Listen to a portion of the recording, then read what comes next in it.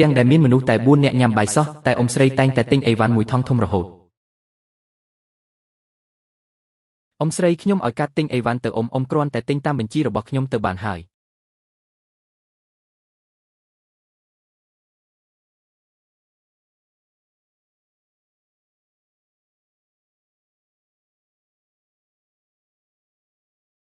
អ៊ំស្រីមិនបានកាត់ទិញអីវ៉ាន់អស់លុយរលីងចឹងខ្ញុំមិនបានប្រាប់ឲ្យអ៊ំទិញតាមបញ្ជីទេអីមិនក៏ចាយលុយអស់ច្រើនម្ល៉េះគ្រូសាក្មួយញ៉ាំរបស់ល្អខ្ញុំខំរើសទិញតែរបស់បញ្ចុះតម្លៃផងទោះបញ្ចុះតម្លៃយ៉ាងណាក៏មួយថ្ងៃមិនអាចចាយអស់រាប់ពាន់ដែរមនុស្សក្នុងផ្ទះច្រើនយ៉ាងនេះម៉ាក់ក្មួយសុខភាពមិនសូវល្អទៀតអាហារបំពន់ផ្លែឈើសុទ្ធតែត្រូវទិញមែនទេ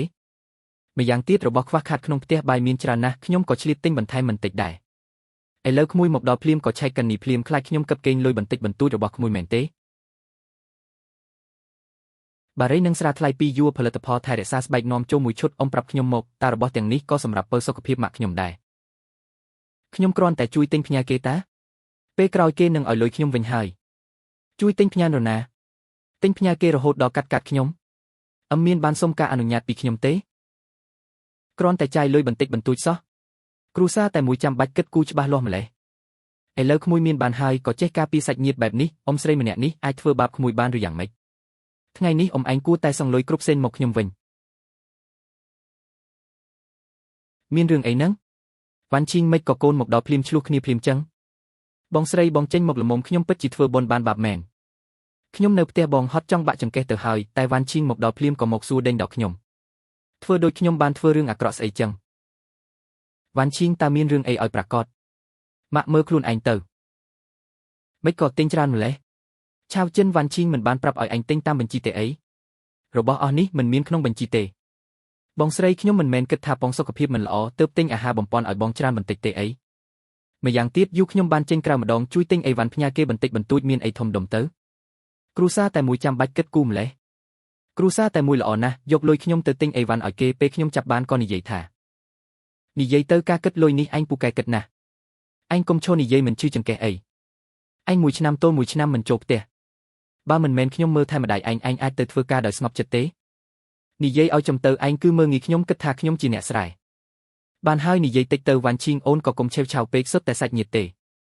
ម៉ាក់ដល់ពេលនេះនៅនិយាយកាន់ជើងគាត់ទៀតម៉ាក់មើលមិនដឹងទេថាគាត់ចាត់ទុកពួកយើងជាមនុស្សល្ងងនោះលីនវ៉ាន់ឈីងខ្ញុំប្រាប់ឯងបើខ្ញុំមិនយកយល់មុខម្ដាយឯងទេខ្ញុំទៅបាត់យូរហើយចឹងឥឡូវមីងអាចទៅបានហើយឯងដេញខ្ញុំចាប់ពីថ្ងៃនេះទៅមីងមិនបាច់នៅផ្ទះខ្ញុំទៀតទេប៉ុន្មានថ្ងៃនេះដែលមីងបានជួយខ្ញុំនឹងគិតលុយឲ្យមីងតាមថ្ងៃឲ្យច្បាស់លាស់ឯងចាំមើលទៅគង់តែមានថ្ងៃស្ដាយក្រោយដែលធ្វើដាក់ខ្ញុំបែបនេះនៅថ្ងៃនេះទេ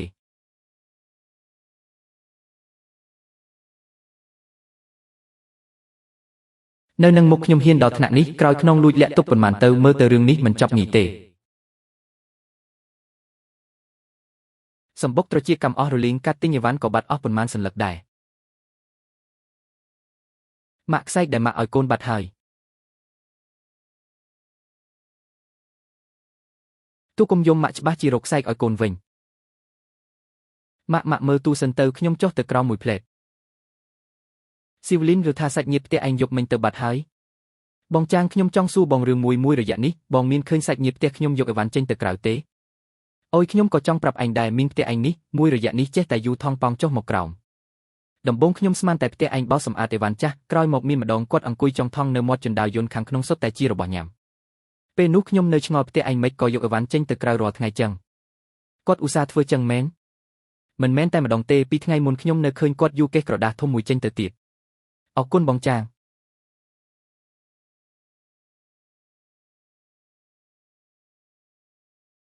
មួយជីវិតខ្ញុំនេះមិនដែលខឹងបែបនេះទេខ្ញុំមានបំណងល្អចូលក្រុងមកមើលថែបងជីដូនមួយធ្វើម្ហូបបោកខោអាវមើលក្មេងលទ្ធផលយប់មិញលីនវ៉ាន់ឈីងនិងម្ដាយនាងរួមគំនិតគ្នាសម្លុតខ្ញុំជាចាស់ទុំម្នាក់ត្រូវនាងសួរដេញដល់បែបនេះតើខ្ញុំរស់នៅមានន័យអីទៀតគេមកជួយហើយមិនឲ្យទឹកមុខល្អក៏ហីចុះនៅហ៊ានវីគេទៀតមានលុយអស់ចាណាស់មែនទេនាងក៏មិនខ្លាចចាស់ខូចចិត្តដែរម៉ាក់កុំទាន់អាល់មាត់គាត់ឥឡូវកំពុងតែរងចាំពួកយើងបកស្រាយម៉ាក់កាន់តែនិយាយគាត់កាន់តែបានចិត្តមនុស្សទាំងនេះមិនដឹងអីទាំងអស់ចេះតែជេរនាងតាមគេតាមឯង គាត់ស្មានថាខ្ញុំនឹងឆ្លោះជាមួយគាត់នៅក្នុងគ្រប់អញ្ចឹងខ្ញុំមិនខ្វល់ពីគាត់ទេមិនលុះទេមិនខឹងអ្វីសោចាំខ្ញុំបញ្ចេញភស្តុតាងគាត់នឹងលែងហ៊ាននិយាយអីទៀតហើយ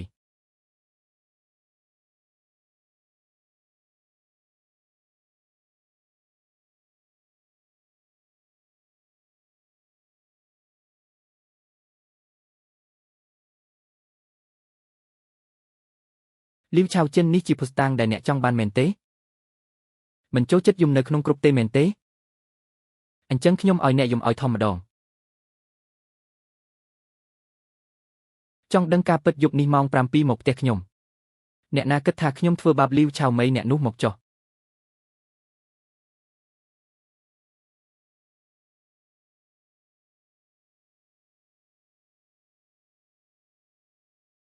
មិនមែនចង់ដឹងការពិតទេមែនទេឥឡូវមើលទៅនេះគឺពួកនាងកាត់ដោយចិត្តណាភស្តុតាងបែបនេះគ្រប់គ្រាន់ហើយឬនៅ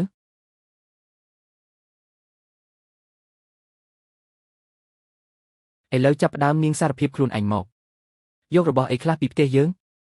និយាយឲ្យច្បាស់ម្ដងមួយខ្ញុំអាចលើកលែងឲ្យនាងបានខ្ញុំគ្រាន់តែយកនាងនិយាយមួយម៉ាត់ទៀតខ្ញុំប្តឹងប៉ូលីសហើយខ្ញុំគ្រាន់តែយកការទិញទំនិញពីរបីសន្លឹកសម្បុកត្រចៀកកម្មត្រូវខ្ញុំលក់បាត់ហើយយកលុយការទិញទំនិញទៅទិញស្រានិងបារីថ្លៃអញ្ចឹងនាងសងតាមតម្លៃដើមទៅអីគេអាចសងបានសងឥឡូវនេះមិនអាចសងបានសងជាលុយថ្ងៃនេះមិនដោះស្រាយឲ្យច្បាស់ទេនាងកុំសង្ឃឹមថាអាចចេញពីទីនេះបានដោយស្រួលខ្ញុំមានលុយច្រើនឯណាអញ្ចឹងប្តឹងប៉ូលីសឲ្យប៉ូលីសជួយគិតលុយឲ្យនាងកុំប្តឹងប៉ូលីសអីមិនចង់ប្តឹងប៉ូលីសក៏សងលុយមកហើយឆ្លៀតឱកាសនេះយកពាក្យដែលឯងនិយាយក្នុងគ្រប់ត្រឡប់ទៅវិញផងវ៉ាន់ឈីងខ្ញុំសារភាពហើយឯងចាំបាច់បង្ខំខ្ញុំដល់ថ្នាក់នេះមែនទេកុំមកធ្វើជាគួរឲ្យអាណិតនៅទីនេះពេលឯងយករបស់មិនឃើញឯងដៃទុនសោះ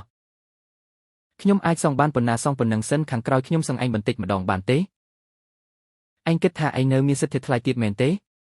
យោងតាមការខាតបង់ក្នុងបញ្ជីសរុបទាំងអស់ 15000 មិនឯងមិនទៅប្លន់ទៅអញ្ចឹងឥឡូវឯងចេញទៅយើងជួបគ្នានៅតុលាការឥឡូវឯងអាចវេរលុយបានហើយក្នុងកាតខ្ញុំគ្មានលុយច្រើនម្ល៉េះទេថ្ងៃនេះខ្ញុំមិនខ្វល់ថាឯងប្រើវិធីអីក៏ដោយតែបើថ្ងៃនេះឯងទូទាត់មិនរួចទេឯងកុំសង្ឃឹមថាបានចេញពីទ្វារនេះឲ្យសោះឆាប់វេរលុយឲ្យខ្ញុំឥឡូវកុំសួរច្រើនពេក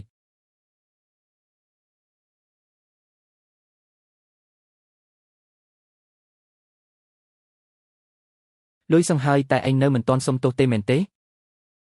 ឯងកុំហួសហេតុពេកអញ្ចឹងយើងទៅតាមផ្លូវច្បាប់ទៅរឿងម្សិលមិញគឺខ្ញុំខុសខ្ញុំបានយករបស់ពីផ្ទះវ៉ាន់ឈីងខ្សែក្មេងក៏ខ្ញុំជាអ្នកដោះដែរវ៉ាន់ឈីងមិនបានទម្លាក់កំហុសឲ្យខ្ញុំទេគឺខ្ញុំធ្វើខុសខ្លួនឯងខាត់តែម្សិលមិញពួកយើងជួយនិយាយជំនួសឯងតាមពិតឯងជាអ្នកយកសោះចុះម្សិលមិញឯងនៅយំដល់ថ្នាក់នឹងទៀតនេះពិតជាមិនសមសោះឥឡូវចេញពីផ្ទះខ្ញុំទៅលីនវ៉ាន់ឈីងថ្ងៃនេះឯងធ្វើដាច់អាឡ័យម្លឹងថ្ងៃក្រោយកុំស្ដាយក្រោយបើមិនទៅទៀតខ្ញុំឲ្យឯងសំបីតែឱកាសស្ដាយក្រោយក៏គ្មានដែរខ្ញុំពិតជានឹកស្មានមិនដល់សោះថានាងអាចធ្វើរឿងបែបនេះកន្លងផុតអស់ហើយលើកនេះលីវឆាវចិនចាត់ទុកថាបរាជ័យទាំងស្រុងហើយខ្ញុំស្មានថានាងនឹងស្ងាត់បានប៉ុន្មានថ្ងៃនឹកស្មានមិនដល់ថានាងនាំបញ្ហាធំជាងនេះមកទៀត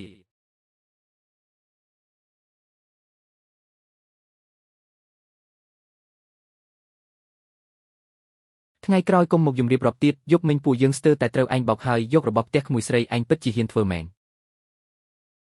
ម្នាក់ឈរនិយាយមិនឈឺចង្កេះទេ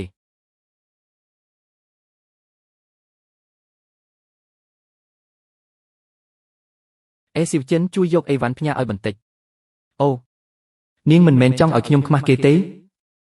អញ្ចឹងខ្ញុំក៏ឲ្យនាងភ្លក់រសជាតិថាអ្វីទៅជាការពិបាកត្រង់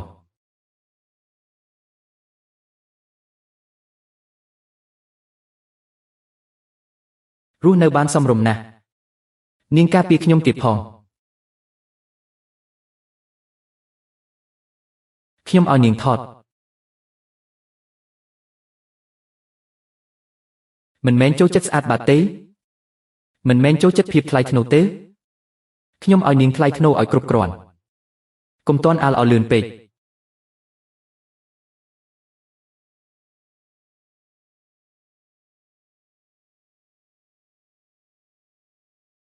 ខ្ញុំចុះទៅធ្វើម្ហូបសិនបន្តិចទៀតបងទៅទទួលម៉ាក់នឹងតូតូផង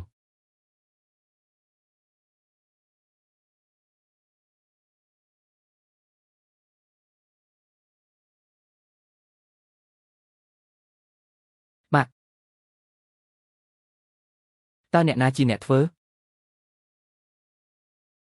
ម៉ាក់នៃណា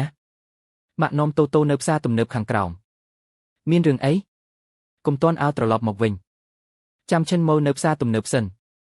មានរឿងអីផ្ទះត្រូវគេកាយអស់ហើយស្អីគេកូនប្តឹងប៉ូលីសឬនៅខ្ញុំមើលសិនម៉ាក់កុំនាំតូតូឡើងមកអូខេម៉ាក់មិនត្រឡប់ទៅវិញទេម៉ាក់ចាំនៅខាងក្រោមឈិនម៉ូបងឆាប់ត្រឡប់មកវិញមកផ្ទះត្រូវគេវីកំទេចហើយអូនកុំប៉ះពាល់កន្លែងកាត់ហេតុបងត្រឡប់ទៅវិញឥឡូវនេះចាស់ម៉ាក់នឹងតូតូនៅផ្សារទំនើបខាងក្រោមបងទៅទទួលពួកគាត់សិនទៅអូនបើកទ្វារចោលសិនទៅ20នាទីទៀតបងទៅដល់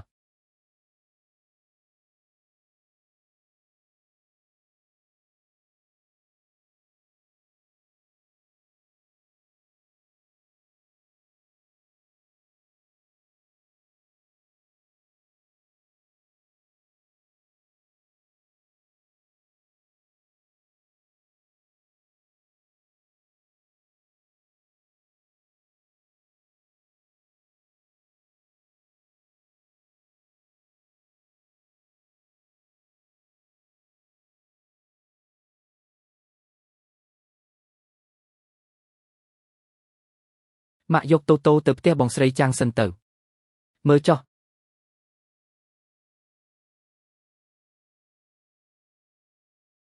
ពិតជាហួសហេតុពេកហើយខ្ញុំនឹងប្តឹងប៉ូលីសឥឡូវនេះមានមុខសញ្ញាដែលសង្ស័យទេមើលចុះ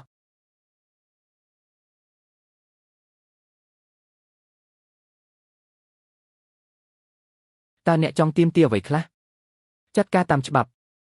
បានជួបផ្ទះគេដោយខុសច្បាប់បំផ្លាញទ្រព្យសម្បត្តិដោយចេតនាទាំងនេះត្រូវតែចាត់ការតាមច្បាប់មិនក៏នាងធ្វើបែបនេះម៉ាក់កុំទាន់ប៉ះអីនេះជាទង្វើរបស់មនុស្សមែនទេឥឡូវក្មេងនៅណានៅផ្ទះអ្នកជិតខាងកុំទាន់ឲ្យក្មេងមកវិញចាំពួកយើងប្រមូលភស្តុតាងរួចសិនចាំគិតទៀតនរណាគេប៉ុស្តិ៍ប៉ូលីសតើអ្នកគឺលីវសេវចិនមែនទេរសៀលនេះអ្នកបានទៅផ្ទះលីនវ៉ាន់ឈីមែនទេអត់ទេខ្ញុំទៅផ្ទះនាងធ្វើអីកាមេរ៉ាសុវត្ថិភាពបានថតទុកហើយអ្នកជាប់សង្ស័យពីបទចូលផ្ទះគេដោយខុសច្បាប់ឥឡូវនេះសូមអ្នកមកប៉ុស្តិ៍ប៉ូលីសភ្លាមដើម្បីសហការស៊ើបអង្កេតកាមេរ៉ាអីគេនាងចង់ធ្វើបាបខ្ញុំមែនទេខ្ញុំមិនបានយករបស់នាងទេកាមេរ៉ាសុវត្ថិភាពបានថតទុកអស់ហើយឥឡូវអ្នកនិយាយទាំងនេះគ្មានប្រយោជន៍ទេមិនបានយករបស់ទេតែផ្ទះខ្ញុំរញ៉េញ៉ៃបែបនេះគឺស្នាដៃអ្នកហើយនាងកុំចេះតែនិយាយផ្ដេសផ្ដាសអ្នកគួរតែមកដោយខ្លួនឯងកុំចាំដល់ពួកយើងទៅរកម៉ាក់ខ្ញុំនឹងហឺឆឹងទៅធ្វើកំណត់ហេតុម៉ាក់ទៅយកតូតូមកផ្ទះបងស្រីចាំងសិនទៅយប់នេះកុំឲ្យគេមកដេកនៅទីនេះអីពួកឯងទៅចុះទុកក្មេងឲ្យម៉ាក់ជាអ្នកមើលថែសម្មិតខ្ញុំពិតជាអយុត្តិធម៌ណាស់អ្នកមើលខ្លួនឯងទៅខ្ញុំគ្រាន់តែខឹងមួយឆាវប៉ុណ្ណោះខឹងមួយឆាវក៏អាចចូលទៅវីកំទេចរបស់របបផ្ទះគេដែរវ៉ាន់ឈីងមួយរយៈមុនខ្ញុំសង្លុយអស់ហើយមិនក៏អ្នកនៅតែមិនព្រមដោះលែងខ្ញុំទៀតមិនមែនខ្ញុំមិនដោះលែងអ្នកទេគឺអ្នកខ្លួនឯងជាអ្នកមករកខ្ញុំគ្រាន់តែចង់ទៅនិយាយជាមួយអ្នកពីរម៉ាត់និយាយពីរម៉ាត់ត្រូវវីកំទេចកាមេរ៉ាសុវត្ថិភាពសិនខ្ញុំនោះគឺអ្នកនោះគឺស្អីអ្នកធ្វើឲ្យផ្ទះយើងคล้ายជាបែបនេះរកលេសដើម្បីគេចវេះពីការទទួលខុសត្រូវឆ្លើយសំណួរសិនលួចយករបស់ទៅទុកណៃណាខ្ញុំមិនបានយកទេអញ្ចឹងពួកយើងឥឡូវឆែកមើលនៅនឹងកន្លែងកុំឆែក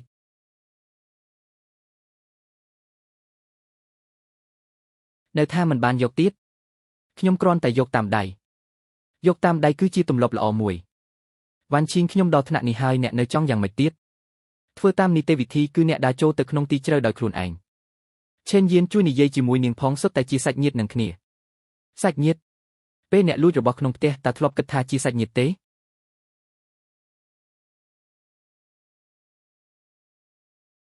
អ្នកថាខឹងមួយឆាវក៏រត់ទៅផ្ទះគេប៉ុន្តែនេះមិនមែនដោយសារអ្នកលួចរបស់គេមុនទើបទៅជាបែបនេះទេ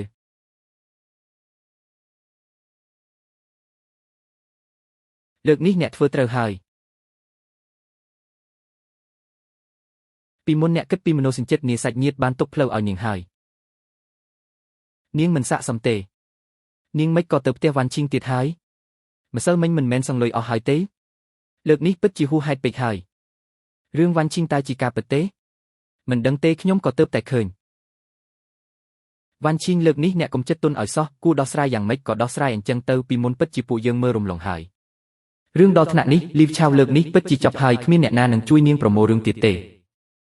ម៉ាក់លើកមុនមីងធ្វើឲ្យកូនទន្សាយខ្ញុំខូចហើយតើគាត់នៅអាចជួសជុលបានទេម៉ាក់ទិញកូនទន្សាយថ្មីមួយឲ្យកូនតែខ្ញុំនៅតែចូលចិត្តរបស់ដើមអញ្ចឹងជួសជុលរបស់ដើមរួចរាល់ហើយឬនៅខ្ញុំចាត់ការរួចរាល់ហើយដើមឡើយខ្ញុំក៏គិតថារឿងរ៉ាវមកដល់ត្រឹមនេះគួរតែបញ្ចប់ទាំងស្រុងហើយរឿងកន្លងផុតទៅមិនដល់មួយខែផងលីវឆាវចិនស្រាប់តែមានសកម្មភាពទៀតហើយគាត់មិនបានមករកខ្ញុំទេតែបដូរកន្លែងបន្តធ្វើច្រដើមគាត់បានទៅផ្ទះបងប្អូនជីដូនមួយឆ្ងាយឈ្មោះចៅឡានជាមុនឡានឲ្យខ្ញុំពិតជាគ្មានកន្លែងទៅទេ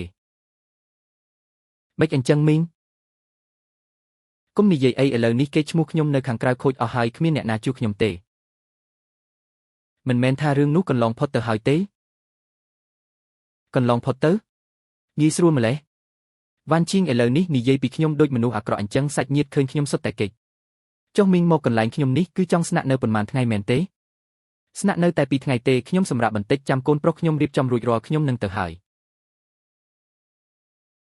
មិនអីទេក៏ពិបាកនឹងរុញច្រានសាច់ញាតិចេញក្រៅដែរដំបូងឡើយខ្ញុំមិនបានដឹងរឿងទាំងនេះទេរហូតដល់ថ្ងៃត្រង់នេះពេលសម្រាប់ថ្ងៃត្រង់អូ Facebook អូឃើញផុសមួយនៅតែសាច់ញាតិខ្លួនឯងទៅពឹងពាក់បានមីងឆាវចិនមកដល់ហើយខ្ញុំស្រួលខ្លួនជាងមុនច្រើនធ្វើម្ហូបមើលកូនធ្វើបានគ្រប់យ៉ាងពិតជាជួយបានច្រើនមែនឆាវចិនពិតជាឧស្សាហ៍មែនក្នុងផ្ទះមានមនុស្សចាស់ជួយមើលការខុសត្រូវគឺមិនដូចគ្នាទេរឿងវ៉ាន់ឈីងកន្លងផុតទៅហើយមែនទេកុំខឹងអីបងមើលទៅគាត់ទៅរស់នៅផ្ទះអ្នកផ្សេងទៀតហើយគាត់ពិតជាមិនចេះខ្មាស់គេមែនចរិតចៅឡានទុនភ្លួនជាងបងទៅទៀតអូនខ្លាចថាគាត់នឹង8/10ហើយចង់ប្រាប់ចៅឡានត្រង់តែម្ដងទេគ្រាន់តែនិយាយគេប្រហែលជាមិនជឿទេអញ្ចឹងទុកឲ្យគាត់ទៅឡានខ្ញុំសួរឯងសិនបងជីដូនមួយថ្មីនេះរវល់ទេមិនរវល់ទេមួយរយៈមុនម្ដាយក្មេកចូលពេទ្យឥឡូវបានធូរច្រើនហើយខ្ញុំទើបតែអូសឃើញ Facebook ឯងមីងឆាវទៅផ្ទះឯងហើយមែនទេមិនអញ្ចឹងអីគាត់ប៉ុន្មានថ្ងៃនេះទាំងធ្វើម្ហូបទាំងទទួលកូនមាត់ក៏ផ្អែមទៀតធ្វើឲ្យម្ដាយក្មេកខ្ញុំសប្បាយចិត្តណាស់ផ្ទះឯងថ្មីនេះត្រូវតែទុកដាក់របស់របរឲ្យបានល្អឯងមានន័យថាម៉េចរឿងផ្ទះខ្ញុំឯងគួរតែធ្លាប់លឺហើយវ៉ាន់ឈីងខ្ញុំខ្លាចផ្ទះឯងមានរឿងទើបប្រាប់ឯងឲ្យដឹងមុន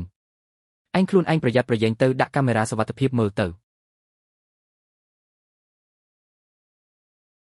មើលអីហ្នឹងវ៉ាន់ឈីងផ្ញើមកវ៉ាន់ឈីងនិយាយត្រូវហើយការពារបន្តិចទៅមិនខាតទេបើដាក់កាមេរ៉ាមែនត្រូវគាត់ដឹងគិតយ៉ាងម៉េចដាក់ក្នុងផ្ទះខ្លួនឯងតើបានដាក់ក្បាលដំណេកគាត់ឯណាតែគាត់ក៏ជាចាស់ទុំដែរអូនឯងនេះគឺគិតច្រើនពេកហើយលើកមុនអូនឯងមិនមែនប្រាប់ថាក្នុងផ្ទះចេះតែបាត់របស់កំពេចកំពុកទេអីបងស្មានតែអូនឯងភ្លេចភ្លាំងឥឡូវមើលទៅមិនប្រកបទេបងនិយាយអញ្ចឹងហាក់ដូចជាអញ្ចឹងមែនខ្ញុំដឹងហើយថ្ងៃស្អែកខ្ញុំនឹងដាក់រកលេហើយជាងមកជួសជុលខ្សែភ្លើងទីបំផុតក៏ឲ្យជាងដាក់កាមេរ៉ាបានសម្រេច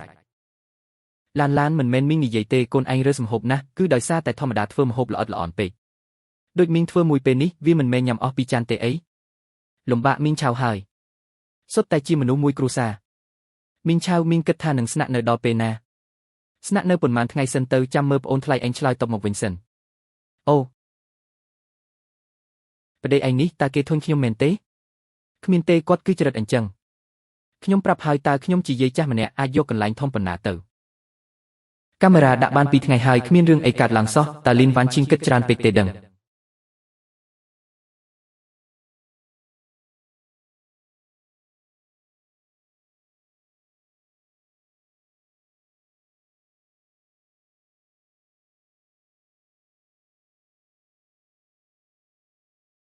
បងណែណា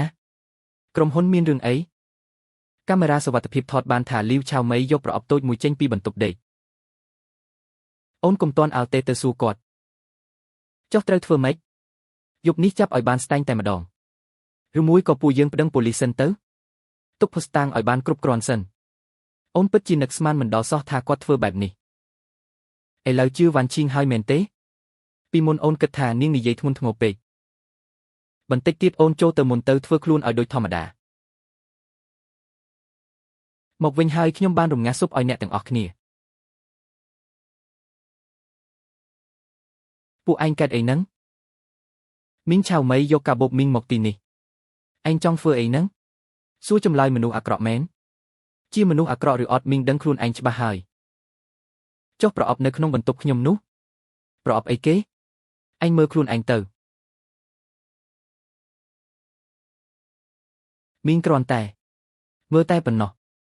មើលមិនក៏ញ៉ាត់ចូលក្នុងអាវខ្លួនឯងដើមឡើយមីងចង់ជួយទុកដាក់ឲ្យឡានឲ្យបានស្រួលបួលទេមីងនៅតែមិនព្រមសារភាពទៀតភុស្តាំងនៅនឹងមុខហើយតើមានហេតុផលអីមីងបើកវាដោយខ្លួនឯងទៅឬក៏ឲ្យខ្ញុំប្តឹងប៉ូលីសឲ្យមកបើកឯងរករឿងនៅផ្ទះវ៉ាន់ឈីងម្ដងមិនទាន់គ្រប់ទេនៅមករករឿងដល់ផ្ទះខ្ញុំទៀតតើលីនវ៉ាន់ឈីងបាននិយាយអីប្រាប់ឯងមែនទេនាងគ្រាន់តែប្រាប់ឲ្យខ្ញុំប្រយ័ត្នខ្លួនបើគុំតែខ្ញុំបានដាក់កាមេរ៉ាសុវត្ថិភាពខ្ញុំពិតជាមិនដឹងទេថាមីងធ្វើបែបនេះដាក់ខ្ញុំពីក្រោយខ្នង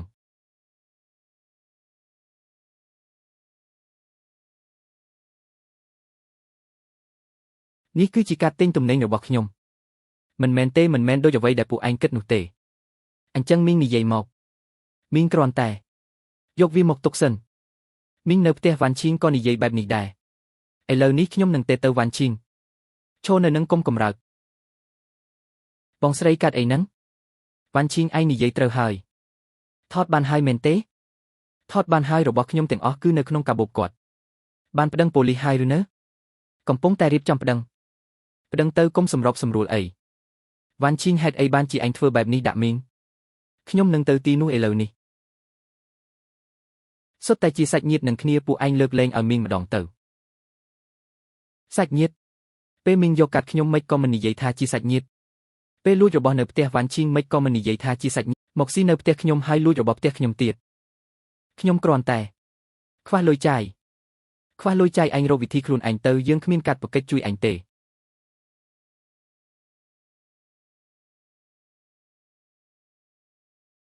គឺនាងទៀតហើយអ្នកទាំងអស់គ្នាស្គាល់គាត់មួយរយៈមុនរឿងក្តីនៅផ្ទះលីនវ៉ាន់ឈីងក៏ពួកយើងជាអ្នកទទួលដែរលើកនេះឯងមានអីត្រូវនិយាយទៀតមើលទៅលើកនេះមិនមែនមានតែខ្ញុំទេដែលមើលធ្លុះពីឯងវ៉ាន់ឈីងជួយនិយាយអង្វរឲ្យមីងផងមីងដឹងខុសហើយចាស់ទុំអស់ហើយអ្នកមីងគួរតែទទួលខុសត្រូវចំពោះទង្វើខ្លួនឯងហើយមិនដឹងថាលីវឆៅចិនចូលប៉ុស្តិ៍ប៉ូលីសប៉ុន្មានថ្ងៃអាចកែខ្លួនបានឬអត់ទេនាងគឺលីនវ៉ាន់ឈីងលោកជានរណានេះជាកូនប្រុសខ្ញុំម្សិលមិញនាងបង្ខំខ្ញុំដល់ថ្នាក់នឹងថ្ងៃនេះត្រូវតែមានការពន្យល់ម៉ាក់ខ្ញុំយប់មិញត្រឡប់ទៅវិញយំពេញមួយយប់គ្រួសារនាងនាំគ្នាធ្វើបាបមនុស្សចាស់ម្នាក់គិតថាគ្រួសារយើងគ្មានមនុស្សមែនទេនៅមាត់ទ្វារនិយាយមិនច្បាស់ទេចូលមកសិនមកស្មានតែលីនវ៉ាន់ឈីងនឹងធ្វើឲ្យរឿងធំនឹកស្មានមិនដល់ថាលីនវ៉ាន់ឈីងមិននិយាយស្ដីសំបីមួយម៉ាត់អញ្ចឹងពាក្យសម្ដីដែលខ្ញុំរៀបចំទុកតាំងពីដំបូងគិតយ៉ាងម៉េចទៅ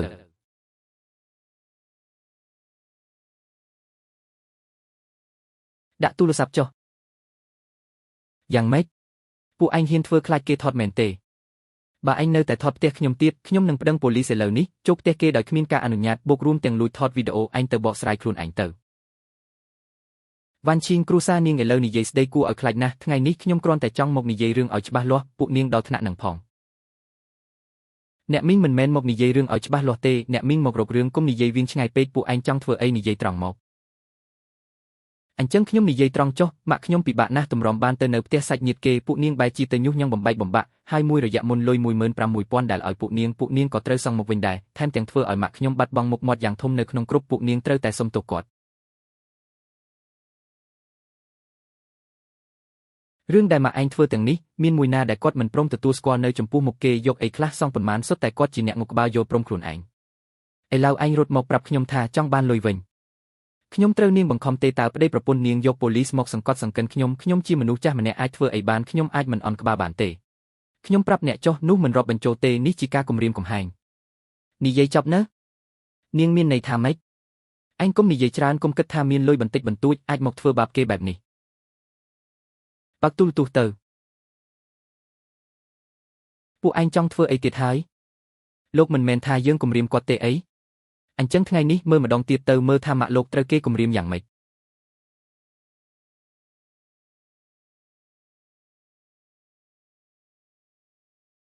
លុយគឺគាត់សងខ្លួនឯងការសុំទោសក្នុងគ្រប់ក៏គាត់ជាអ្នកផ្ញើខ្លួនឯងដែរអញ្ចឹងម៉ាក់ខ្ញុំក៏មិនគួរដល់ថ្នាក់នឹងដែរថ្ងៃនេះបើនិយាយហេតុផលខ្ញុំនឹងនិយាយជាមួយអ្នកឲ្យចប់បើអ្នកមកលោឡាខ្ញុំក៏មិនក្រែងចិត្តអ្នកដែរគាត់ដោះខ្សែកមាសពីកូនស្រីខ្ញុំមិនមែនស្មៅនៅតាមផ្លូវទេគាត់លួចគឺជារបស់ក្នុងផ្ទះខ្ញុំមិនមែនជារបស់ផ្ទះគាត់ទេម្ខាងយកម្ខាងងាកមកវីគេវិញលោកប្រាប់ខ្ញុំថាមិនគួរដល់ថ្នាក់នឹងតែម្សិលមិញពួកនាងក៏ធ្វើបាបគាត់ដែរម៉ាក់ឯងលួចរបស់ត្រូវគេចាប់បានភ្លាមឥឡូវភុស្តាំងនៅទីនេះឯងនៅតែចេះថាពួកយើងធ្វើបាបគាត់ទៀតបើមិនអញ្ចឹងទេឯងទៅប្រាប់ប៉ូលីសដោយផ្ទាល់ទៅឯងគ្រាន់តែនិយាយថាម៉ាក់ឯងយកខ្សែក្មេងមិនចាត់ទុកថាលួចនិយាយថាគាត់សងលុយទទួលកំហុសមិនរាប់បញ្ចូលមើលថាប៉ូលីសជឿអត់ថ្ងៃនេះបើពិតជាលោឡាដល់ប៉ុស្តិ៍ប៉ូលីសមែនខ្ញុំមិនមែនត្រឹមតែខ្មាស់គេនោះទេកូនកុំលោឡាទៀតតោះយើងទៅឥឡូវស្ដាប់យល់ហើយមែនទេថ្ងៃក្រោយបើហ៊ានមកផ្ទះខ្ញុំម្ដងទៀតមិនមែនត្រឹមតែឲ្យអ្នកសងលុយងីបែបនេះទេភុស្តាំងនៅទីនោះសូម្បីតែចេះក៏ចេះលេងរួចដែរតោះទៅ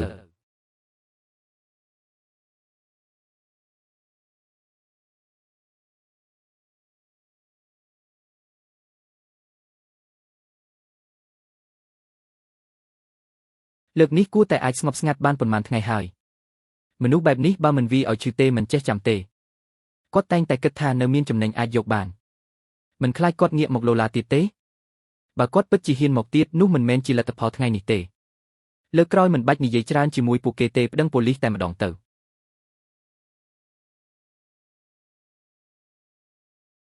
យ៉ាងហោចណាស់ថ្ងៃនេះចាត់ទុកថានិយាយច្បាស់លាស់ហើយគ្រួសារមានគ្នា3នាក់នេះចាត់ទុកថាត្រូវគេសង្កត់ក្បាលហើយខ្ញុំត្រូវតែទៅរកមុខមាត់មកវិញឯងមិនដឹងទេខ្ញុំមានបំណងល្អចូលក្រុងទៅមើលថែសាច់ញាតិតែបែរជាត្រូវគេប្រមាថខ្សែកខ្សែកស្អីខ្ញុំមិនដឹងតតែសោះលីវ៉ាន់ឈីងឥឡូវមានលុយហើយមើលមកពួកយើងដូចសត្វល្អិតអញ្ចឹងអីយ៉ាឯងកុំពិបាកចិត្តអីបងស្រីរស់នៅទីក្រុងយ៉ាងម៉េចដែរឬថាវ៉ាន់ឈីងឥឡូវកាច់ណាស់សំបីតែសាច់ញាតិក៏ហ៊ានវីដែរនរណាថាឆៅចិនយំប្រាប់ខ្លួនឯងនាងថាមានបំណងល្អទៅជួយតែបែរជាវ៉ាន់ឈីងចាត់ទុកដូចចោលហើយដេញនាងចេញពីផ្ទះទៀតនិយាយផ្ដេសផ្ដាសនាងលួចរបស់សំបីតែខ្សែក្រក្មេងក៏ហ៊ានដោះដែរបងស្រីឯងកុំនិយាយជួយកូនស្រីពេកឆៅចិនយំឡើងបែបនឹងហើយនៅខ្លាំងខ្លាយទៀត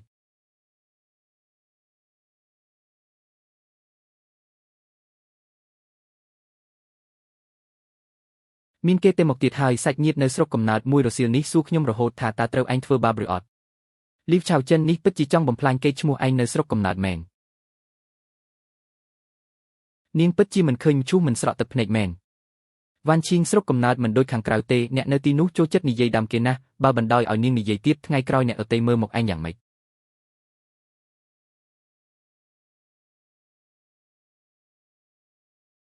អូនរៀបចំផ្ញើលើមែនទេ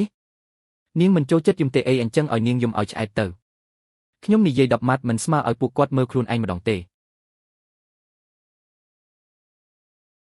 ម៉េចក៏មានវីដេអូច្រើនម្លេះនេះមិនមែននាងចូលបន្ទប់ក្មេងយករបស់ទេអីនាងពិតជាដោះខ្សែក៏ក្មេងមែននេះគួរឲ្យខ្មាស់គេពេកហើយនៅមានការទិញទំនិញនិងប្រអប់កាដូទៀតម្សិលមិញនាងនៅតែមកខ្ញុំថាខ្លួនឯងត្រូវគេទម្លាក់កំហុសម៉ាក់មើលចុះមនុស្សអំបញ្ញមិញបដូរសម្ដីភ្លាមតែម្ដងលើកនេះនាងនៅស្រុកកំណើតក៏សម្ដែងលែងចេញដែរមិនមែនអញ្ចឹងទេគឺពួកវាចង់កាត់ទេពួកឯងកុំជឿវាឯងដល់ថ្នាក់នេះហើយនៅរឹងទៀតឆៅចិនលើកនេះឯងពិតជាអស់មុខមែនហើយនរណាទាត់ខ្ញុំចេញនរណាទាត់ខ្ញុំចេញគឺពួកទាត់ឯងនៅគិតថាខ្មាស់គេមិនទាន់គ្រប់មែនទេឥឡូវពួកឯងបន្ទោសខ្ញុំជាម៉ាក់ឯងណាបើម៉ាក់មិនមែនជាម៉ាក់ខ្ញុំទេខ្ញុំខ្ជិលខ្វល់ពីម៉ាក់យូរហើយគេទម្លាក់ភុស្តាងចូលក្នុងគ្រប់អស់ហើយម៉ាក់ឯងនៅលោឡាអីទៀតម៉ាក់ឯងគិតថាគ្រួសារយើងមិនទាន់ខ្មាស់គេគ្រប់គ្រាន់ទេមែនទេ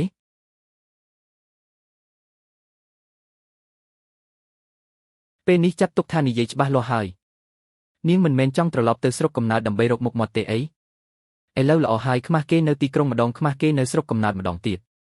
នាងពូកែយកទឹកភ្នែកនិងមនោសញ្ចេតនាគ្រួសារមកបោកប្រាស់គេបំផុតលើកនេះចាត់ទុកថាហែកមុខខ្លួនឯងខ្ទេចអស់ហើយថ្ងៃក្រោយបើនាងចង់យកវាធ្វើជាលេសទៀតត្រូវមើលសិនថាមានអ្នកជឿអត់លើកនេះលីវឆៅចិនមិនអាចងើបមុខរួចទៀតទេអ្វីដែលនាងពូកែបំផុតគឺធ្វើខ្លួនជាជនរងគ្រោះនាងពឹងផ្អែកលើមនោសញ្ចេតនានិងការអាណិតអាសូរពីសាច់ញាតិតែពេលនេះការពិតត្រូវបានលាតត្រដាងអស់ហើយវាមិនមែនជារឿងដែលនាងយំ2ឬ3ដងអាចបិទបាំងបានទៀតទេក្រណាត់បិទបាំងភាពអាម៉ាស់ដែលនាងប្រើទឹកភ្នែកបង្កើតឡើងត្រូវបានហែកចេញយ៉ាងស្អាតវ៉ាន់ឈីងលើកនេះម៉ាក់វង្វេងហើយកន្លងផុតទៅហើយមិនមែនកន្លងផុតទៅហើយក៏ហួសទៅនោះទេ គឺម៉ាក់មិនជឿឯងតាំងពីដំបូងពេលឯងប្រាប់ម៉ាក់ថាលីវឆាវចិនលួចអីវ៉ាន់ក្នុងចិត្តម៉ាក់នៅតែគិតថាឯងមើលច្រមឬអត់យកច្រមឬអត់ម៉ាក់តែងតែគិតថាជាសាច់ញាតិនឹងគ្នាទោះកាត់សាច់ក៏នៅជាប់សរសៃទោះយ៉ាងណាក៏មិនដល់ថ្នាក់ធ្វើរឿងបែបហ្នឹងដែរចុះលទ្ធផលវិញនាងស្ទើរតែរើអីវ៉ាន់ក្នុងផ្ទះយើងអស់ទៅហើយម៉ាក់ញ៉ាំប៉ោមមួយដុំទៅពេលនោះម៉ាក់ថែមទាំងជួយនិយាយការពារនាងទៀតឥឡូវគិតទៅម៉ាក់ពិតជាចាស់វង្វេងមែនបើឯងមិនបានដាក់កាមេរ៉ាសុវត្ថិភាពទេម៉ាក់ច្បាស់ជានៅតែត្រូវគេបិទភ្នែកមិនខាននាងដើរនិយាយដាំឯងនៅខាងក្រៅយ៉ាងម៉េចខ្លះម៉ាក់ក៏មិនដឹងថាត្រូវតបវិញយ៉ាងម៉េចដែរម៉ាក់កុំបន្ទោសខ្លួនឯងអីមនុស្សបែបហ្នឹងនរណាក៏មើលច្រឡំដែរគឺជាកំហុសរបស់ម៉ាក់គឺម៉ាក់តែងតែគិតថាសាច់ញាតិអាចទុកចិត្តបានជាងអ្នកក្រៅស្ទើរតែធ្វើឲ្យគ្រួសារទាំងមូលច្របូកច្របល់ទៅហើយឯងមើលសាច់ញាតិទាំងនោះទេមកសុទ្ធតែនិយាយថាឯងខុសបើឯងគ្មានភស្តុតាងទេមួយជីវិតនេះម៉ាក់ច្បាស់ជាបកស្រាយមិនច្បាស់ទេម៉ាក់ត្រូវចាំថាសាច់ញាតិមិនមែនថាមិនអាចជួយបានទេតែមិនមែនគ្រប់គ្នាសុទ្ធតែស័ក្តិសមយកមនោសញ្ចេតនាគ្រួសារធ្វើជាលេសនោះទេលីវឆាវចិនតាំងពីដំបូងគឺមកកេងចំណេញពីម៉ាក់ធ្វើល្អដាក់នាងគិតថាម៉ាក់ល្ងងមនុស្សបែបនេះឆាប់មើលធ្លុះឆាប់ល្អថ្ងៃក្រោយម៉ាក់លេងចិត្តទុនផ្ដេសផ្ដាស់ទៀតហើយគួរជួលអ្នកណាក៏ជួលអ្នកនឹងមិនអាចដោយសារតែខ្លាចប៉ះពាល់មនោសញ្ចេតនាចេះតែនាំអ្នកណាមកផ្ទះទៀតទេឲ្យតែម៉ាក់អាចគិតយល់គឺបានហើយមនោសញ្ចេតនារបស់បែបនេះត្រូវទុកសម្រាប់អ្នកដែលចេះគោរពច្បាប់ទម្លាប់អ្នកដែលមិនចេះគោរពច្បាប់ទម្លាប់ទោះម៉ាក់ឲ្យមនោសញ្ចេតនាច្រើនប៉ុណ្ណាក៏នាងគិតថាវាជារឿងដែលគួរតែបានដែរឯងនិយាយត្រូវពីមុនម៉ាក់តែងតែគិតថាហែកមុខគ្នាមិនល្អមើលទេតែមនុស្សខ្លះបើឯងមិនហែកមុខនាងទេនាងនឹងចេះតែជន់កែងរហូតម៉ាក់និយាយត្រូវចំណុចហើយលីវឆាវចិនខ្លាចគេហែកកេតបំផុតព្រោះមុខមាត់គាត់បានមកពីសាច់ញាតិទេបើម៉ាក់យកភស្តុតាងដាក់លើតុគាត់ច្បាស់ជាកាំងមិនខានវ៉ាន់ឈីងកូនថាថ្ងៃក្រោយគាត់នឹងមករករឿងទៀតទេរកមិនបានទេភស្តុតាងនៅទីនេះខាងស្រុកកំណើតក៏ដឹងការពិតដែរបើគាត់មករករឿងទៀតគឺរកស៊ុយខ្លួនឯងហើយតែគាត់ច្បាស់ជាមិនអស់ចិត្តទេគាត់ជាមនុស្សដែលបានស៊ីហើយចង់ស៊ីទៀតចុះគិតយ៉ាងម៉េចទ្វារបិទហើយគាត់ចូលមិនរួចទេបើគាត់ហ៊ានមកទៀតម៉ាក់ឲ្យសន្តិសុខគាត់មិនខ្លាចខ្មាស់គេម៉ាក់ខ្លាចអីម៉ាក់ថ្ងៃក្រោយយាយអាក្រក់នោះមិនមកទៀតទេមែនទេមិនមកទៀតទេម៉ាក់សន្យាមកម៉ាក់សន្យា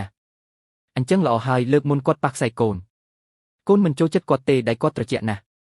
ថ្ងៃក្រោយគ្មានអ្នកណាអាចប៉ះរបស់កូនផ្ដេសផ្ដាស់ទៀតទេប៉ាក៏ត្រូវជួយមើលកូនដែរប៉ាជួយមើលបើអ្នកណាហ៊ានប៉ះរបស់កូនប៉ាមិនព្រមជាដាច់ខាតលើកនេះខ្ញុំបិទទ្វារចិត្តឈឹងហើយដកមនុស្សដែលតោងទាមចេញអស់ហើយអ្នកដែលចង់ឡើងមកគឺនៅក្រៅទ្វារទាំងអស់លើកនេះបងត្រូវតែការពារគ្រួសារនេះឲ្យបានមិនឲ្យអ្នកណាមកបំផ្លាញទេគួរឲ្យធុញណាស់លុបចោលទៅទុកគ្រប់នឹងធ្វើអីក៏មិនមែនជាគ្រប់សំខាន់អីដែរធម្មតាក៏គ្មានអ្នកណានិយាយការងារក្នុងនឹងដែរឥឡូវល្អហើយអ្នកណាគួរចេញក៏ចេញទៅអញ្ចឹងកុំមើលអីមនុស្សពួកនោះមិនសមឲ្យអូនខាត់ពេល1នាទីទេបងថាលីវឆាវចិនឥឡូវនៅស្រុកកំណើតយ៉ាងម៉េចហើយអូននៅតែគិតពីគាត់ទៀតមិនមែនគិតពីគាត់ទេគ្រាន់តែមនុស្សខ្លះបើយើងល្អដាក់គេមិនដឹងគុណទេដូច្នេះចិត្តល្អត្រូវមានថ្មិញអត់ធ្មត់ត្រូវមានព្រំដែនពីមុនអូនចិត្តទន់ពេកតែមនុស្សដូចលីវឆាវចិនអូនថយមួយជំហានគាត់នឹងរលមួយជំហានអូនមិនមែនកំពុងជួយគាត់ទេគឺកំពុងបំពន់ភាពលោភលន់របស់គាត់ពីមុនតែងតែគិតថាហែកកេតគ្នាវាខ្មាស់គេឥឡូវទើបដឹងថាការហែកកេតពិតប្រាកដគឺដឹងច្បាស់ថាគេគ្មានសីលធម៌ហើយនៅយកការអត់ធ្មត់ធ្វើជាមុខមាត់ទៀតល្អណាស់គ្រូសាត្រឡប់មកសភាពដើមវិញហើយគ្មានរឿងញញែកទៀតទេអ្វីកំពុងតែល្អប្រសើរឡើងគេងទៅថ្ងៃស្អែកត្រូវទៅធ្វើការទៀតឯងថានរណាអ្នកណាមានគំនិតអាក្រក់ខ្ញុំថាម្នាក់នឹងហើយម៉េចខ្លាចខ្លួនឯងមែនដើរឲ្យស្រួលណាលើកក្រោយមកទៀតមែនហើយអំបិលមួយកញ្ចប់ដែលឯងទិញនឹង2រៀលកន្លះឯងឲ្យ3រៀលមិនទាន់អាប់លុយឲ្យឯងផង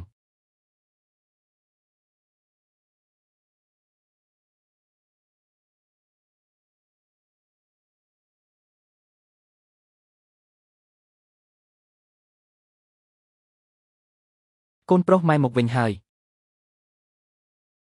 ចេញទៅធ្វើឲ្យគេខ្មាស់ទៀតហើយម៉ែគ្រាន់តែទៅទិញអំបិលមួយកញ្ចប់តើម៉ែឯងទិញអំបិលដល់តូបលក់អីវ៉ាន់ទុកឲ្យថៅកែស្រីនិយាយស្ដីឲ្យនៅមុខអ្នកភូមិទាំងអស់ម៉ែឯងដឹងទេអំបញ្ញមិញមានមនុស្សប៉ុន្មានអ្នកទេមកសើចចំអោយខ្ញុំ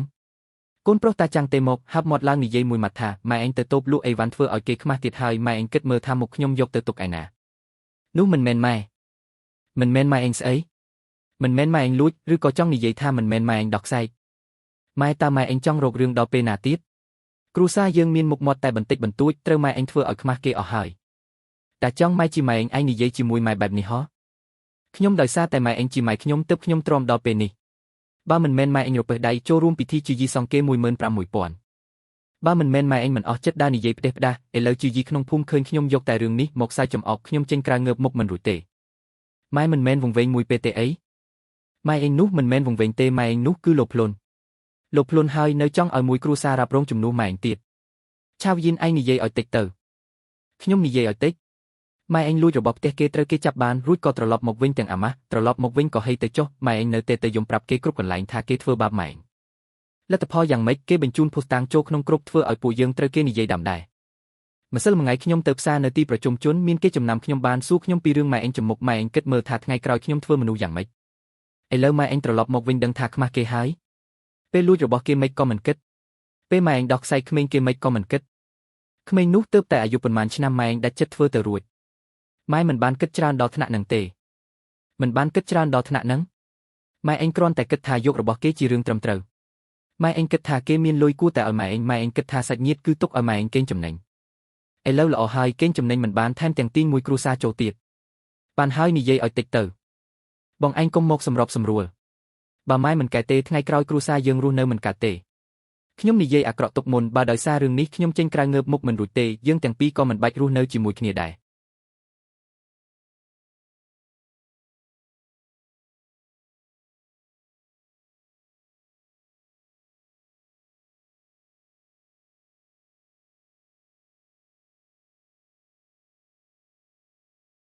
ម៉ែឯងយកអីហ្នឹងម៉ែចង់ធ្វើស៊ុបពងមាន់ទុកឲ្យខ្ញុំអ្នកធ្វើម៉ែឯងសម្រាកសិនទៅចៅសម្លាញ់កុំយំមកញ៉ាំនំកុំកំរើកកូនចង់ញ៉ាំអីខ្ញុំនឹងឲ្យងាកក្រោយបាត់របស់ទៀតហើយនិយាយមិនស្ដាប់សោះតាមពិតគេការពីខ្ញុំគឺមានអារម្មណ៍បែបនេះសោះពីមុនខ្ញុំលួចយករបស់គេគិតថាគ្មានបញ្ហាអីទេតែការពិតបញ្ជាក់ថាខ្ញុំខុសហើយនេះគឺខ្ញុំធ្វើខ្លួនឯងទទួលខ្លួនឯងមើលគាត់ធ្វើរឿងល្អចុះឥឡូវធ្វើខ្លួនឯងទទួលកម្មទៅត្រូវហើយរឿងខ្លួនឯងធ្វើខ្លួនឯងទទួលម៉ែថ្ងៃក្រោយម៉ែឯងកុំចេញក្រៅទៀតខ្មាស់គេណាស់ម៉ែមិនបានចេញទៅណាទេមិនចេញទៅណាល្អបំផុតម៉ែឯងចេញទៅក្រៅឲ្យតែគេសួរម៉ែឯងឆ្លើយថាម៉េចថាទៅជួយគេនៅទីក្រុងតែលួចរបស់គេត្រូវគេដេញមកវិញតាជួងម៉ែដឹងខុសហើយដឹងខុសមានប្រយោជន៍អីគេគ្រាន់តែនិយាយពីផ្ទះយើងគេគិតថាម៉ែឯងលួចរបស់គេម៉ែឯងនិយាយមួយម៉ាត់ថាដឹងខុសរឿងនេះវាចប់ហើយមែនទេម៉ែឯងមួយជីវិតនេះពូកែយកមុខយកមាត់ញាតិសន្តានណាស់ឥឡូវល្អហើយសាច់ញាតិក៏គ្មានមុខមាត់ក៏គ្មានចំណេញក៏មិនបានម៉ែឯងចង់បានអីសុទ្ធតែកំហុសម៉ែនឹងរកវិធីបើនៅស្រុកកំណើតទៅជាបែបនេះហើយគួរតែរកវិធីផ្សះផ្សាទំនាក់ទំនងជាមួយវ៉ាន់ឈីងវិញឲ្យតែខាងវ៉ាន់ឈីងធូរស្រាលបន្តិចទោះមិនស្និទ្ធស្នាលក៏ប្រសើរជាងឥឡូវដែលកាប់ដាច់ទាំងសងខាងដែរគ្រួសារវ៉ាន់ឈីងលក្ខខណ្ឌល្អម្លេះច្បាស់ជាមិនធ្វើរឿងដាច់អាឡ័យពេកទេ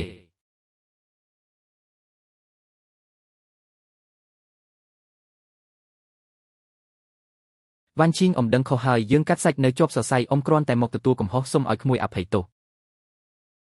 អ្នកមីងមកធ្វើអីទៀតអ៊ំមកមើលបងស្រីជីដូនមួយហើយក៏មកសុំទោសវ៉ាន់ឈីងដែរអ្នកមីងចាំសិនខ្ញុំទៅសួរគាត់សិនអ្នកនាងលីនសាច់ញាតិឆ្ងាយរបស់អ្នកនាងមកទៀតហើយមិនជួបទេឲ្យគាត់ទៅវិញទៅគេមិនជួបអ្នកមីងទេអ្នកមីងទៅវិញទៅគេមិនជួបខ្ញុំនឹងចាំនៅទីនេះកុំមកបិទទ្វារខ្ញុំជាយាយចាស់ម្នាក់មកពីឆ្ងាយមកសុំទោសពិតមែនតែនាងសំបីតែមុខខ្ញុំក៏មិនព្រមជួបផងតើឲ្យខ្ញុំធ្វើម៉េចទៅខ្ញុំនឹងរងចាំនៅទីនេះមិនជួបទេឲ្យគាត់ទៅវិញទៅមកទៀតហើយលើកនេះឆ្លាតជាងមុនមិនលោឡាទេបែរជាមកអង្គុយធ្វើគួរឲ្យអាណិតនៅមុខទ្វារតោះខ្ញុំកំដរអូនចុះទៅ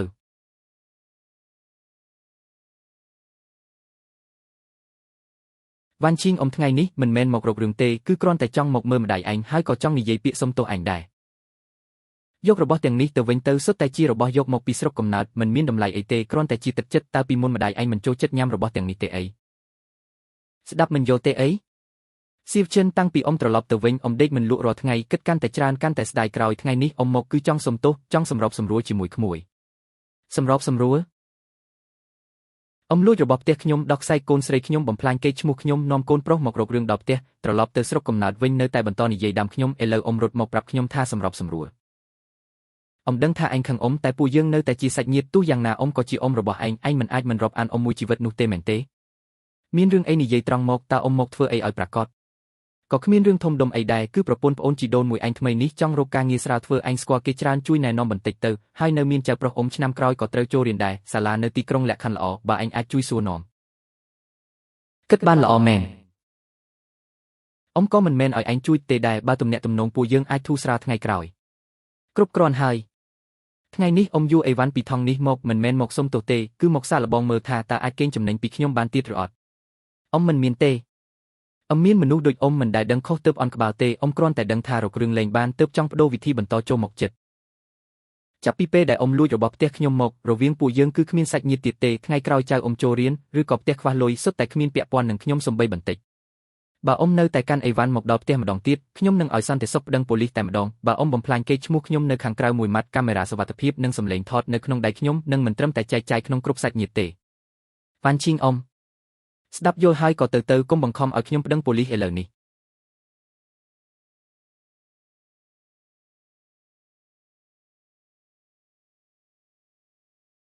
ខ្មាស់គេណាស់លើកនេះវ៉ាន់ឈីងគឺកាត់ផ្ដាច់ជាមួយខ្ញុំដាច់ស្រឡះហើយពីមុនខ្ញុំតែងតែគិតថារវាងសាច់ញាតិអាចទ្រាំបានក៏ទ្រាំទៅឥឡូវនេះទើបតែដឹងថាមនុស្សខ្លះមិនមែនយើងចេះតែទ្រាំគេនឹងឈប់នោះទេយើងកាន់តែទ្រាំគេកាន់តែគិតថាយើងងាយនឹងរំលោភបំពានដូច្នេះថ្ងៃក្រោយមិនបាច់ទ្រាំទៀតទេទ្វារបិទហើយបើគាត់មកទៀតសន្តិសុខនឹងខាត់បើគាត់នៅតែរករឿងយើងនឹងប្តឹងប៉ូលីសចុះបើគាត់ទេទៅអ្នកស្រុកកំណើតហើយនិយាយផ្ដេសផ្ដាស់ទៀតនោះម៉ាក់មិនបានមើលគ្រប់ទេអីឥឡូវអ្នកស្រុកកំណើតមានអ្នកណាជឿគាត់ទៀតវីដេអូក៏មានសម្លេងគាត់សារភាពកំហុសក៏មានបើគាត់នៅតែនិយាយទៀតគេមានតែគិតថាគាត់មកក្រាស់នឹងហើយលើកនេះសំណាងហើយដែលកូនទុកកាមេរ៉ាសុវត្ថិភាពបើមិនអញ្ចឹងទេគ្រួសារយើងច្បាស់ជាលៀងខ្លួនមិនជ្រះទេមិនមែនរឿងកាមេរ៉ាសុវត្ថិភាពទេគឺមកពីមុនយើងទុកចិត្តសាច់ញាតិពេកតែងតែគិតថាសាច់ញាតិជាមនុស្សខ្លួនឯងមិនធ្វើបាបយើងទេតែតាមពិតអ្នកដែលធ្វើបាបយើងខ្លាំងបំផុតច្រើនតែជាមនុស្សទាំងនោះម៉ាក់លោកយាយអាក្រក់ថ្ងៃក្រោយនឹងមកទៀតទេមិនមកទេមកក៏ចូលមិនរួចដែរអឹមមិនបើកទ្វារឲ្យគាត់ទេជីវិតកាន់តែប្រសើរឡើងមានគ្រួសារនៅក្បែរមនុស្សនិងរឿងរ៉ាវទាំងនោះទីបំផុតត្រូវបានរារាំងនៅក្រៅទ្វារក្រោយរឿងនេះខ្ញុំក៏កាន់តែច្បាស់ដែរភាពសប្បុរសអាចមានចិត្តទន់មិនចាំបាច់មានទេមនោសញ្ចេតនាគ្រួសារអាចទទួលស្គាល់តែព្រំដែនមិនអាចបាត់បង់ឡើយទ្វារត្រូវទុកសម្រាប់អ្នកដែលស័ក្តិសមគិតអីហ្នឹងគ្មានអីទេគ្រាន់តែគិតថាជីវិតបែបនេះល្អណាស់គឺល្អមែនម៉ាក់មើលខ្ញុំគូអីគេអឹមគូអីគេហ្នឹងមិនក៏គ្មានលោកយាយនៅក្នុងបន្ទប់ខាងក្រៅរងាក្មេងនេះកាត់តាមអូនរឿងរ៉ាវស្មុគស្មាញទាំងនោះកន្លងផុតទៅក៏ឲ្យវាផុតទៅចុះជីវិតនៅតែត្រូវដើរទៅមុខហើយខ្ញុំក៏បានរៀនពីរបៀបបិទទ្វារឲ្យបានល្អហើយ